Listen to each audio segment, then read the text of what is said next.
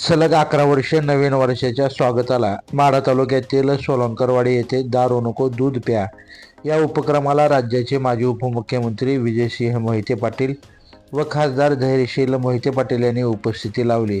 तर याच कार्यक्रमात आमदार रणजितसिंह मोहिते पाटील यांच्या निधीतून मंजूर झालेल्या 20 लाख रुपयाच्या हनुमान मंदिर बांधकामाचे भूमिपूजन मोहिते पाटील यांच्या हस्ते करण्यात आले।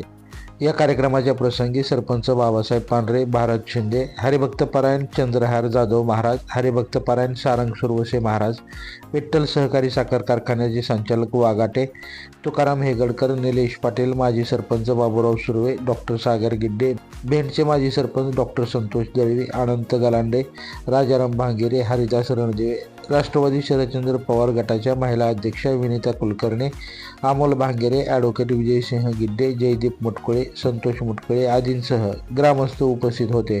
ग्रामीण विकास संस्था व जय हनुमान बचत गट यांनी तरुणांनी व्यसनाधीनतेपासून दूर राहावे म्हणून राबवण्यात आलेल्या या उपक्रमाचं मोहिते पाटलांनी कौतुक केलं।